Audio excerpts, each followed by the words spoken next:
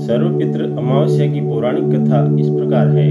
देवताओं के पितृगण अग्निश्वाद जो सोमपत लोक में निवास करते हैं, उनकी मानसी कन्या अछोदा नाम की एक नदी के रूप में अवस्थित हुई।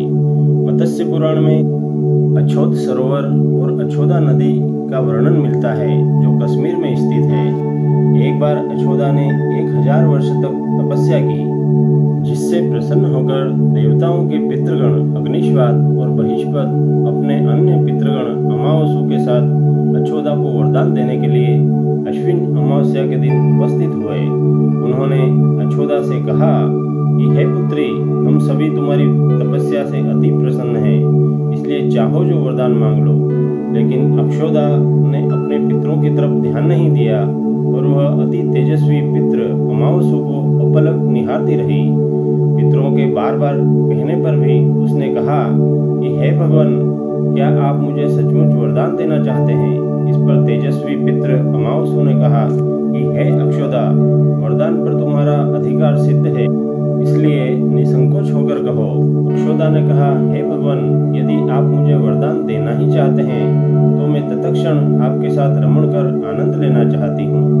अक्षोदा के इस तरह कहे जाने पर सभी पितृ क्रोधित हो गए। उन्होंने अक्षोदा को श्राप दिया कि वह पितृलोक से पतित होकर पृथ्वीलोक पर जाएगी।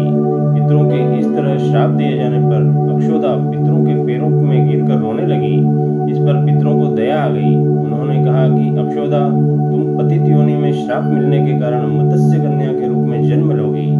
पितरों ने आगे कहा कि भगवान ब्रह्मा के वंशज महर्षि पराशर तुम्हें पति के रूप में प्राप्त होंगे। तुम्हारे गर्भ से भगवान व्यास जन्म लेंगे। उसके उपरांत भी अन्य दिव्य वंशों में जन्म लेते हुए तुम श्राप मुक्त होकर पुनः पितृलोक में वापस आ सकोगी। पितरों के इस तरह कहे जाने पर अक्षोदा शांत हुई।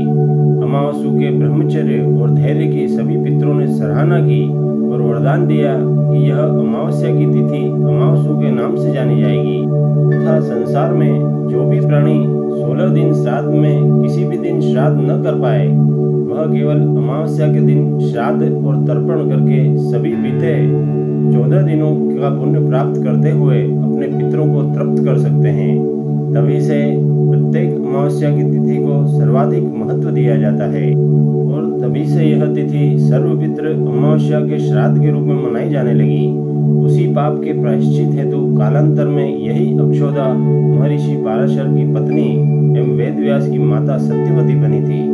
तत्पश्चात समुद्र के अंशभूत शांतनु की पत्नी हुई और 2 पुत्र चित्रांगद तथा विचित्रवीर्य को जन्म दिया था।